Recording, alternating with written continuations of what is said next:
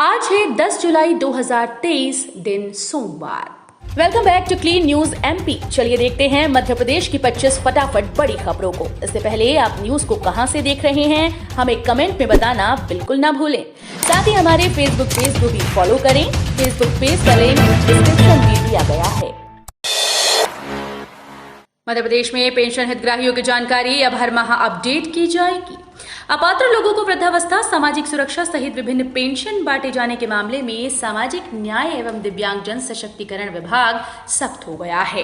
विभाग के प्रमुख सचिव सचिन सिन्हा ने सभी कलेक्टर्स को निर्देश दिए कि हर माह 16 से 20 तारीख तक पेंशन हितग्राहियों की जानकारी अपडेट कराने की व्यवस्था करें। भोपाल में उत्कृष्ट प्रदर्शन करने वाले छात्र छात्राओं को किया जाएगा सम्मानित।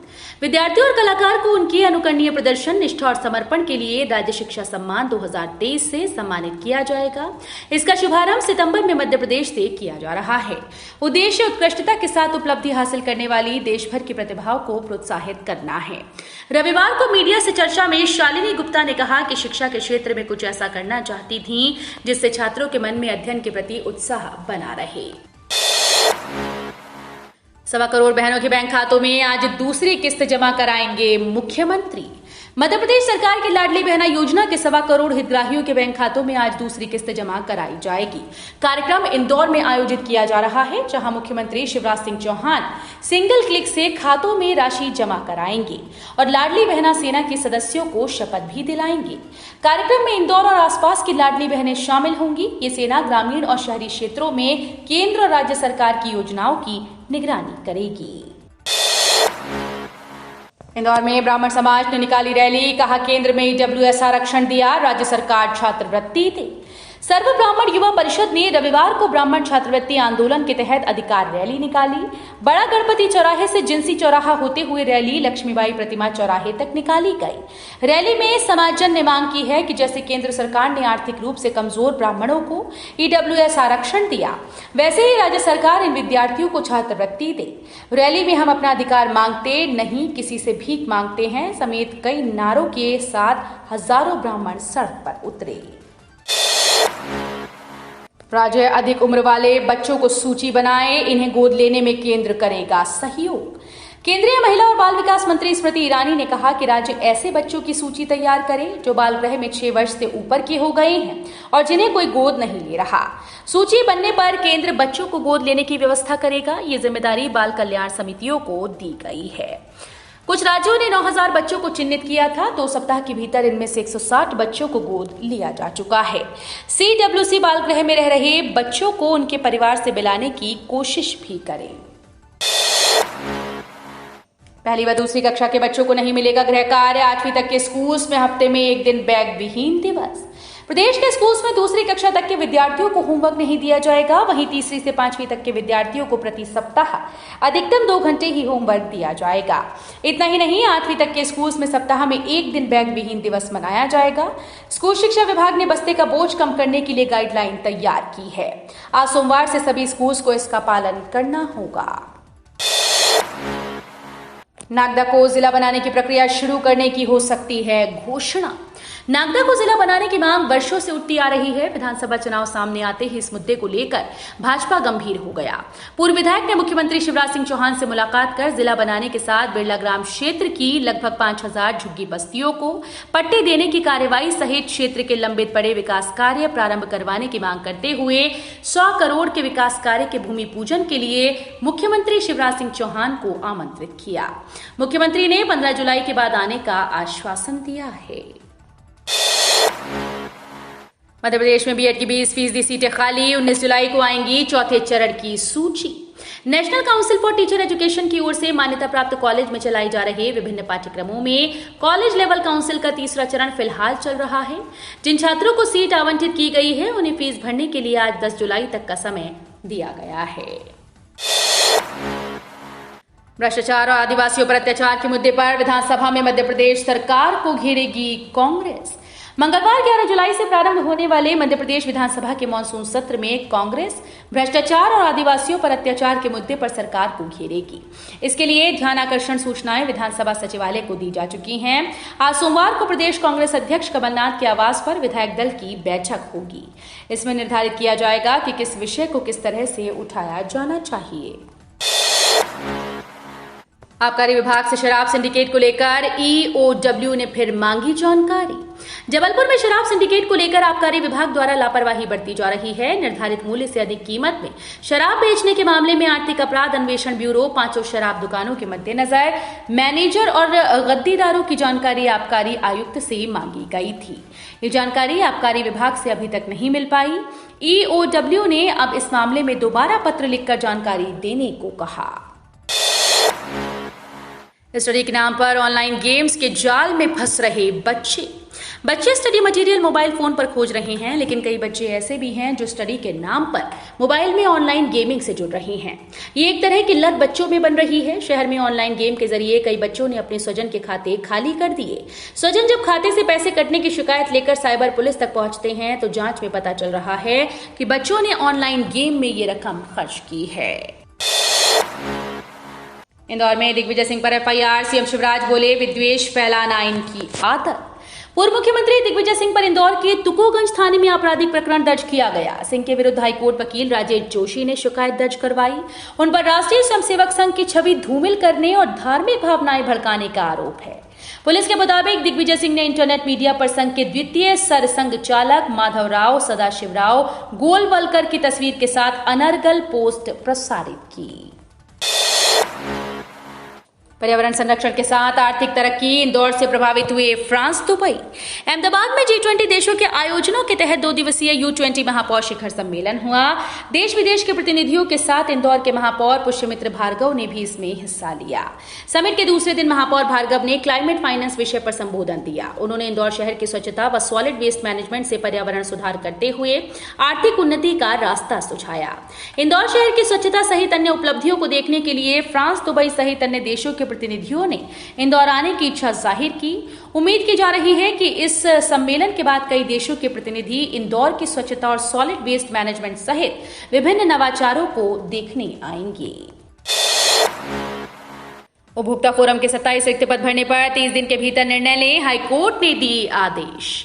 हाईकोर्ट ने राज्य के सभी जिलों में उपभोक्ता फोरम में सदस्य के 55 पदों में से महज 28 पर नियुक्ति किए जाने, जबकि शेष रिक्त पदों की चिंता न किए जाने पर आश्चर्य जताया।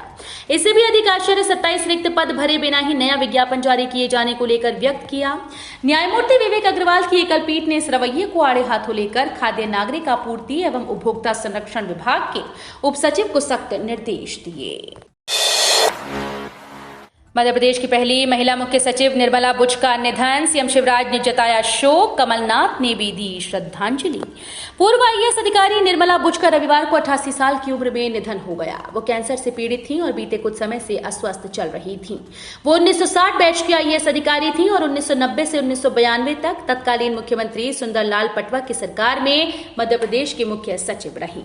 उनके पति स्वर्गीय महेश नीलकंठ बुच भी मध्य प्रदेश कैडर के आईएएस थे, जिन्होंने प्रशासनिक क्षेत्र में कई उल्लेखनीय कार्य किए थे। ब्लीचिंग में रंगाई की छोटी व मध्यम फैक्ट्रीज अपने लिए तलाश रही जमीन। शहर में 100 से ज्यादा ब्लीचिंग व रंगाई की अनियोजित फैक्ट्रीज संचालित हो रही हैं। पिछले 1.5 साल से ये छोटे व मध्यम स्तर की फैक्ट्रीज अपने लिए जमीन तलाश रही हैं। इन्होंने सुनियोजित तरीके से फैक्ट्रीज के संचालन के लिए मध्य प्रदेश औद्योगिक विकास निगम से 20 से 30 एकड़ जमीन की मांग भी की। गौरतलब है कि कपड़ों की धुलाई व रंगाई करने वाली ये फैक्ट्रीज फिलहाल readymade complex, polo ground, Bhagirathpura छोटा, बांगड़दा, सांवेर व राऊ व रंगवासा क्षेत्र में संचालित हो रही हैं। अनुसूचित जाति जनजाति और ओबीसी वर्ग के लिए अलग से वचन पत्र लाएगी कांग्रेस। नवंबर में होने वाले मध्य प्रदेश विधानसभा चुनाव के लिए कांग्रेस हर वर्ग को साधने में जुटी है। सरकार में आने पर पार्टी किस वर्ग के लिए क्या करेगी, इसका उल्लेख वचन पत्र में किया जाएगा। अनुसूचित जाति जनजाति और अन्य पिछड़ा वर्ग के लिए अलग से वचन पत्र जारी होगा। इसमें स्वरोजगार, कौशल विकास और स्थानीय स्तर पर रोजगार के अवसर उपलब्ध कराने के लिए उठाए जाने वाले कदमों के बारे में जानकारी दी जाएगी। आज निकलेगी महाकाल की पहली सवारी। ज्योतिर्लिंग महाकाल मंदिर से श्रावण मास में आज सोमवार को भगवान महाकाल की पहली सवारी निकलेगी। इसे लेकर तैयारी की जा रही है। पेंटर रघु पाठक के द्वारा शनिवार को भगवान महाकाल के मुखारविंद का श्रृंगार किया गया। पालकी की साफ सफाई कर इसे राजों की सवारी के लिए तैयार किया जा रहा है। श्रावण भादो मास की सवारी में निकलने वाले भगवान महाकाल के मुखारविंद का श्रृंगार 3 पीढ़ियों से शहर का पाठक परिवार करता आ रहा है। पेंशन स्कीम में निवेश कर आयकर में छूट प्राप्त करें। नेशनल पेंशन सिस्टम एक ऐसा विकल्प है जिसमें निवेश करके रिटायरमेंट के लिए अच्छा पैसा बनाया जा सकता है। ये योजना आपके रिटायरमेंट प्लान को और मजबूत करती है। नेशनल पेंशन योजना के तहत आप जो भी पैसा निवेश करते हैं उस पर आपको आयकर की छूट मिलेगी। शालिनी ओझा चार्टर्ड अकाउंटेंट के मुताबिक इस योजना के तहत 18 से 70 साल के बीच कोई भी व्यक्ति निवेश कर सकता है। मैच्योरिटी पर 60% राशि इस योजना से निकाली जा सकती है और बाकी की राशि से वार्षिकी खरीद कर निवेश कर सकते हैं। क्या पीएम मोदी महिलाओं को दे रहे 5100 रुपए? नीति ज्ञान फॉर यू नामक यूट्यूब चैनल ने अपने एक वीडियो में बताया कि केंद्र सरकार श्रमिक सम्मान योजना के तहत महिलाओं को प्रति माह 5100 रुपए दे रही है। पीआईबी ने कहा कि यह दावा पूरी तरह से फर्जी है। भारत सरकार के द्वारा श्रमिक सम्मान नामक कोई भी योजना नहीं चलाई जा रही। पीआईबी ने लोगों को इस तरह के दावों से सचेत रहने की सलाह दी है। कर्मचारी पेंशनर्स को जल्द मिलेगी 3 बड़ी सौगातें। सैलरी में होगी बम्पर बढ़ोतरी। केंद्रीय कर्मचारियों और पेंशनर्स को जल्द बड़ा तोहफा मिल सकता है। लेबर मिनिस्ट्री द्वारा जारी एआईसीपीआई इंडेक्स के मई के आंकड़ों के बाद कुल अंक 134.7 और स्कोर 45.58% पहुंच गया। ऐसे में अब जुलाई में 4% डीए का बढ़ना तय माना जा रहा है। अगर 4% पर मोहर लगती है तो ये बढ़कर 46% हो जाएगा। इसका लाभ 1 करोड़ कर्मचारी, अधिकारी और पेंशनर्स को मिलेगा। संभावना जताई जा रही है कि चुनाव से पहले रक्षाबंधन के आसपास कभी भी इसका ऐलान किया जा सकता है। हालांकि अभी तक आधिकारिक पुष्टि नहीं की गई। जीएसटी के नए नियम ने उड़ाई व्यापारियों की नींद। ब्याज सहित लौटाना होगा पैसा। माल और सेवा कर परिषद एक नया नियम लाने की तैयारी कर रही है। इस नए नियम के तहत यदि किसी कंपनी या कारोबारी ने अधिक इनपुट कर क्रेडिट का दावा किया तो इसे उसकी वजह बतानी होगी या अतिरिक्त राशि सरकारी खजाने में जमा करनी होगी।